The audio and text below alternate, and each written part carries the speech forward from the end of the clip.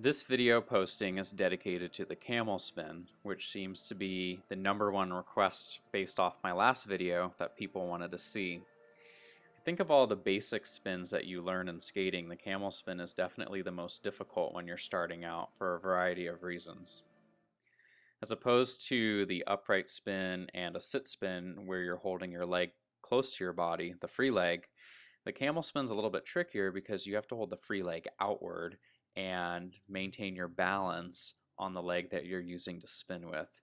And for that reason, when you're first learning this spin, it's really tricky to figure out where to hold your body to keep the spin in place without falling out of it. So hopefully this video will show a couple tips on how to do the spin properly. So let's look at it now in slow motion.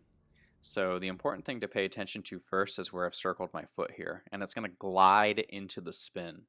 So as you'll see, when I step into it, I'm now gliding across the ice. So you'll see this arc that I'm drawing right here. That's where my foot started and where it's going to end up to hook into the spin.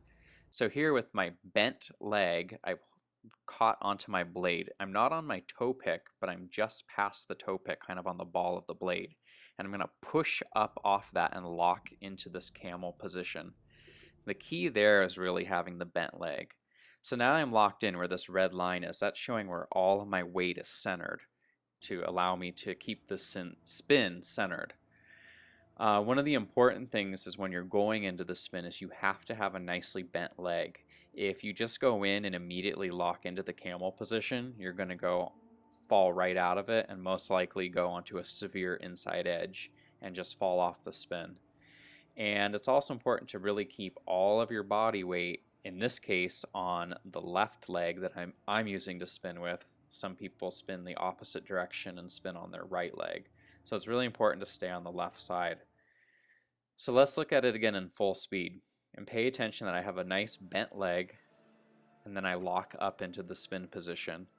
And pay attention here as well to where my blade is on the ice. I'm just on the ball of the blade, which is really past the last toe pick and not quite on the center, so it's kind of towards the front of the blade. So now I'm going to show an example of what typically goes wrong on the camel spin, and pay close attention to the entry here, where instead of going on the ball of the blade, I went right up on the toe pick, which threw me off. And I was able to salvage the spin, but that's typically the problem when you're learning this spin, is how to get into it. So you look at it in slow motion now. Instead of going on the ball of the blade as I should have, I went right up on the toe pick. I went too far forward.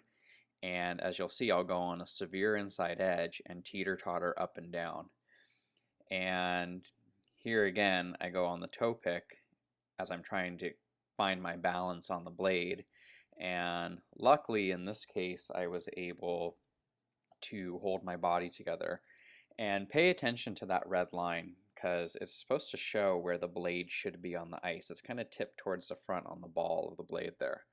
And once I hit that spot, now I'm able to hold the camel position. And again, this line showing where all of my weight is centered.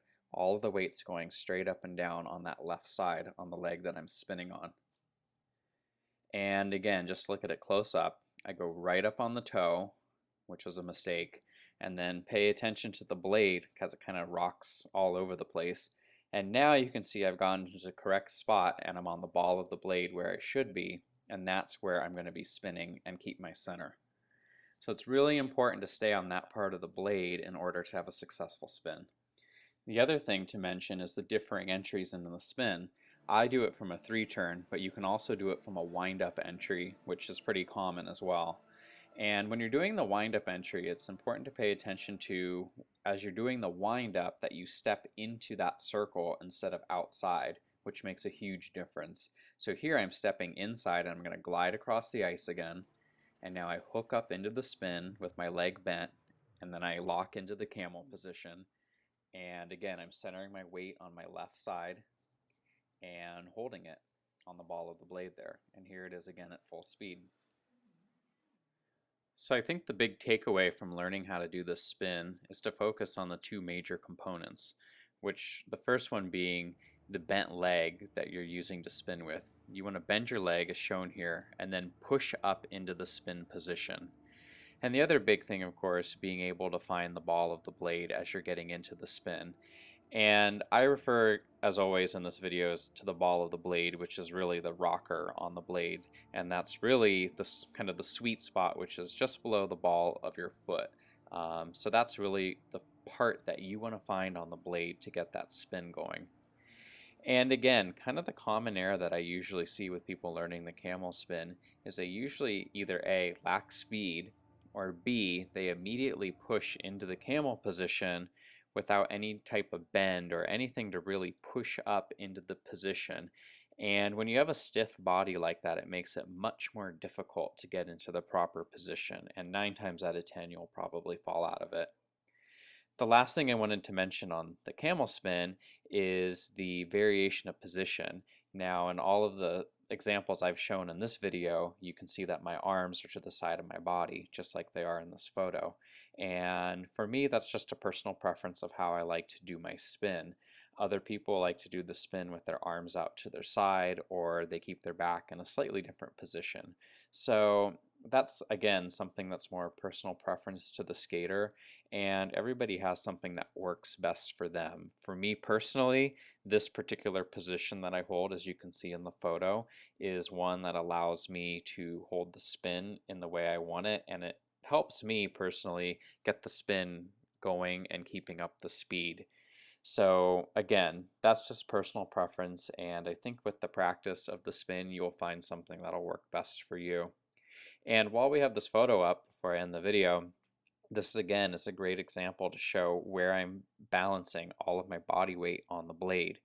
As you can see, it's kind of tipped slightly forward, but not all the way on the toe pick. And again, that's the spot you want to be on the blade. And as soon as you can get that spot consistently, you should be able to hold the spin very well and on a nice center. And then, of course, once you get used to doing the spin over and over again, then you can focus on all the other parts, again, being kind of the aesthetics of it, pointing the free leg, the toe, and your arms, and also doing some type of different arm variations once you become more advanced with the spin. So if there's any other comments or questions about the spin, please feel free to leave some comments below. Obviously, there are a number of different things you can talk about with the camel spin, but hopefully in this video, some of the few clips that I've shown and explanations will be of some help. But of course, if there's any other questions, please feel free to comment below, and I'll certainly try to get another video posting up addressing any other kind of significant issues with learning the spin.